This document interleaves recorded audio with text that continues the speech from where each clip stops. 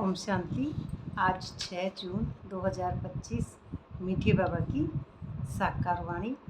आज मीठे मीठे बाबा कहते, मीठे बच्चे। हाँ जी बाबा, भविष्य ऊंच घराने में आने का आधार है पढ़ाई। इस पढ़ाई से ही तुम बेगर टू प्रिंस बन सकते हो। अब बाबा हमको सबसे पहले यही सिखाते हैं कि आत्मा समझकर मुझ एक बात को याद करो। तो इसी में जब हम इस मन को जब हम परमात्मा से कनेक्ट करते हैं, तो ये जब हमारा मन चार्ज होकर जब उस अवस्था को समझ जाता है, कौन सी अवस्था, कि ये जो स्थूल के जो मेरे बंधन हैं, बेटा, भाई, पति, पत्नी, पड़ोसी, ये सब विक्रम का खाता बनाते हैं। इसमें हमारा देह और देह की दुनिया, कलयुगी बातें, भौतिक सुख सुविधाएं, ये सब हद की बुद्धि की बातें, ये सब हमारा देह अभिमान बढ़ाते हैं। अब जैसे ही हम बाबा को याद करेंगे, तब हमको इस बात से, इस हद से, जब हमारा ड्रामा और आत्मा दोनों का अब यहाँ पे पार्ट अलग हो जाता है। आत्मा एक अलग चीज़ हो जाती है, शरीर यहाँ पे एक अलग हो जाता है। आत्मा अब उस पार्ट को, उस एक्ट को, जो एक्ट चल रहा है, अब आत्मा बेहद में चली जाती है, तब ये एक्ट ऐसे लगता है चल रहा है, ये ड्रामा अलग है, नीचे है, और मैं ऊपर आत्मा साइलेंस में हूँ। साइलेंस में परम सत्य परमात्मा के पास मैं आत्मा हूँ। तो उसी पढ़ाई को जब हम पढ़ते हैं, तो उसी पढ़ाई में बैगर टू प्रिंस बन सकते हो। तो इसी में हम प्रिंस तो बैगर कब बनेंगे? जब हम उपराम स्थिति में बैठे हैं और आत्माभिमानी स्थिति में हैं, तो अब हमको यहाँ का हद का कोई प्रभाव नहीं पड़ रहा है। मैं एकदम डिटैच हूँ, ड्रामा से बिल्कुल डिटैच। यहाँ इस हद में मेरा कोई भी नहीं है, मैं वहाँ पर अकेली आत्मा साइलेंस में हूँ। इसी अवस्था से हम प्रिंस बनेंगे। तो पहले खुद को बैगर बनना। तो बैगर जब हमारी स्थिति पर आत्माभिमानी स्थिति जब हो जाती है, तो कोई असर नहीं पड़ता वातावरण का, क्योंकि मैं आत्मा 5 तत्व के वातावरण से परे हूँ। पूरे 5 तत्व के वातावरण से अब मेरे ऊपर किसी कैरेक्टर का, किसी का रोल, किसी का भी प्रभाव नहीं पड़ता है। अब इसमें मैं करता नहीं हूँ यहाँ पे। अब मैं करता ख़त्म हुई, तभी अकर्ता बनती हूँ, और यहाँ पे जो खुशी है वह मेरी अंदर में ऑटोमेटिक बनी रहती है। अब इस ऑटोमेटिक खुशी में ही हम, जैसे कहते हैं ना, बैगर टू प्रिंस, तो इसी में श्री कृष्ण का पाठ आता है। प्रिंस माना श्री कृष्ण का जो पाठ है, इसी अवस्था से शुरू होता है। अब इसमें बाहरी कोई दुख नहीं होता है। बाहरी दुख माना बाहर में, जैसे स्थूल में होता है ना, कोई भी सामान मिला, कोई भी परिवार में खुशी आई तो खुशी आ गई, परिवार में कोई दुख हुआ तो दुखी आ गई, या मेरे अंदर इमोशनल्स फीलिंग्स ड्रामा में भी बाकी होते हैं, तो बाहर से खुशी मिलती है। और अगर मैं आत्मा पूरी डिटैच हो जाती हूँ, इस ड्रामा से परे हो जाती हूँ, न्यारी और प्यारी अवस्था में हो जाती हूँ, तो अब मुझे बाहर से कुछ नहीं चाहिए, सब कुछ मेरे अंदर है। अब मेरे अंदर की जो दुनिया है, उस दुनिया में ही मैं रहती हूँ। मैं बाहर किसी को नहीं देखती हूँ, मैं एक सोल हूँ। अब मैं सोल दूसरों को भी सोल देखती हूँ। यहाँ पे सब बच्चों को मैं आत्मा समा करती हूँ, चाहे कैसे भी बच्चे हैं, किसी ने कुछ भी करा, किसी ने देहधारी ने, या किसी ने भी, लेकिन मेरी समान दृष्टि है। मेरी दृष्टि सतो प्रधान से ही मैं आत्मा सबको सतो प्रधान दृष्टि में देखती हूँ। प्रश्न में बाबा कहते हैं, गोल्डन स्पून इन माउथ 2 प्रकार से प्राप्त हो सकता है, कैसे? पहला, एक भक्ति में दान पुण्य करने से, दूसरा ज्ञान में पढ़ाई करने से। भक्ति में दान पुण्य करते हैं तो राजा या साहूकार के पास जन्म लेते हैं, लेकिन वह हो गया हद का, क्योंकि साहूकार के पास जन्म इसलिए लेंगे जो भक्ति में दान कर रहे हैं वह हम शरीर समझ के कर रहे हैं, तो शरीर के अंदर जो पार्ट होगा वो बाहरी धन का होगा। बाहरी धन आ रहा है, बाहरी धन है, कार है, गाड़ी है, बंगला है, पद पोजीशन है, या फिर एक जैसे कहेंगे बेटा पोता आनंद है, ऐसे समझते हैं लौकिक में। हम हमारे सब कुछ है, धनवान है, बहुत सारा पैसा है, बंगले गाड़ी और फैक्ट्रियाँ, जो भी जॉब वगैरह जिसकी, वो हो गया धनवान परिवार में। भक्ति में बहुत से दान करते हैं और वह व्यक्ति ऐसे घरानों में जन्म लेते हैं। तो तुम ज्ञान में पढ़ाई से गोल्डन स्पून इन माउथ पाते हो, यह है बेहद की बात। भक्ति में पढ़ाई से राजाई नहीं मिलती है। यहाँ तो जितना अच्छी रीति पढ़ते हैं उतना उच्च पद पाते हैं। अब ये स्पून, गोल्डन स्पून किसको कहा है बाबा ना, गोल्डन स्पून इन माउथ। तो जब हम अंदर से अमीर बनते हैं, वहाँ तो आ गई बाहर की बात। अब यहाँ अंदर से जब हम आत्माभिमानी में स्थित होंगे तो अंदर ही पूरी अमीरी है। गरीब जब हम काम क्रोध लोभ मोह अहंकार ईर्ष्या द्वेष सब कुछ ही आ गया। अब इससे हमको बाबा को याद करते करते जब हम धनवान बन जाएंगे, आत्माभिमानी स्थिति में टिक जाएंगे, तो मैं आत्मा अंदर ही अपने 7 गुणों को 8 शक्तियों में हूँ। अब मैं आत्मा संपूर्ण एक फरिश्ता स्वरूप स्थिति में साइलेंस में बेफिक्र बादशाह हूँ। अब मैं दूसरों को भी वहाँ पे धनवान बनाती हूँ, लेकिन उससे पहले मुझे अपने कैरेक्टर से मर जीवा होना पड़ेगा। तो उसके बाद में हम दूसरों को भी उसी बिंदु स्वरूप स्थिति में देखते हैं। पहले खुद बिंदु में टिकेंगे तब, तो पहले हमको उसी स्थिति को प्राप्त करना है। टॉप पर एक धुरी होती है, तो धुरी पे जैसे कहते हैं धुरी पर पृथ्वी ऐसे घूमती है, तो ऐसे ही जब वो धुरी मिलेगी तभी हम दूसरों को भी धुरी पर लाने की एक दुआ और वाइब्रेशन से, वो एक धुरी है, एक सिर्फ वाइब्रेशन है, उसमें मैं आत्मा अलग हूँ और ये शरीर अलग है। अब उसमें अलग होकर ही हम उस ड्रामा को देखेंगे। सब एक समान हैं और इस दुनिया में सिर्फ मैं एक साइलेंस में टिकी हुई हूँ। अब नीचे के संकल्प में लगाव झुकाव प्रभाव तनाव टकराव मेरे सब खत्म हो चुके हैं, याना कि हद की बुद्धि पूरी ख़त्म हो चुकी है। ड्रामा से मैं अलग हो गई, ये दुनिया मेरे लिए पूरी झूठी है। इस अवस्था में पहुँचेंगे तब ये हमारी स्थिति होगी। इसके अंदर हमारी जो कर्मेंद्रियां हैं उनसे हम पहचान बनाना छोड़ देंगे। आँख ने जो देखा वह सत्य है नहीं, नाक ने जो सूंघा वह सत्य है नहीं, छोड़ दी पहचान। मुख ने जो जीव्या ने चखा वह सत्य है, छोड़ दी।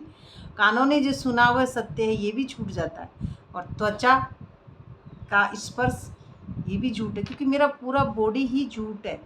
मैं सत्य बॉडी नहीं हूँ, सत्य सिर्फ मेरी आत्मा है।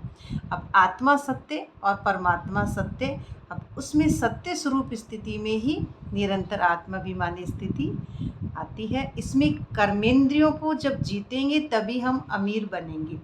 पूरी कर्मेंद्रियाँ जीतनी है हमको, कि कर्मेंद्रियाँ हमारी पूरी बाप समान हो, तभी हम निरंतर आत्माभिमानी स्थिति में टिकते हैं। तो जितना हम इंद्रियों से परे होते जाएंगे तो उतना हमारा आनंद जो सुख प्रेम है वह आत्माभिमानी स्थिति में ही है। आज की धारणा के मुख्य सार में बाबा पहले पॉइंट में कहते हैं, किसी भी बात का फिक्र नहीं करना है, सदा हर्षित रहना है। स्मृति रहे हम शिव बाबा के बच्चे हैं, बाप आए हैं हमें विश्व का मालिक बनाने। इसमें यही स्मृति रहे कि शिव और की स्मृति हमको ना रहे। अपनी अवस्था को एक रस बनाने के लिए देही अभिमानी बनने का पुरुषार्थ करना है। इस पुराने घर से ममत्व निकाल देना है। पुराना घर माना ये हमारा जो बॉडी है, इसमें हमारे पुराने जो संस्कार हैं, मन बुद्धि संस्कार पुराने पूरे मर्ज कर देने हैं। तो पूरा हमको ख़त्म कर देना है यहीं पे। जैसे लोग दुनिया में कहते हैं ना, इसके संस्कार मरे बिना नहीं जाएंगे। ये इंसान तो मरेगा ना, जब भी इसके संस्कार जाएंगे। तो ऐसी ही स्थिति हमारे अंदर से है कि हम जब हमारे पुराने आसुरी कैरेक्टर को जब छोड़ देती है, हमारा आत्मा और शरीर दोनों अलग हो जाते हैं, तो पूरा ममत्व जो मेरी इस दुनिया में कम था, जो अपने परिवार बच्चों के प्रति था, तो वह उस अवस्था में, आत्मिक अवस्था में, वह उसमें अपूर्ण हो, बहुत बड़ा विशाल हो जाता है, पूर्ण में पहुंच जाता है। तो वो पूर्णता को टच कर जाता है, पूर्ण एकदम साइलेंस, सबके लिए समान।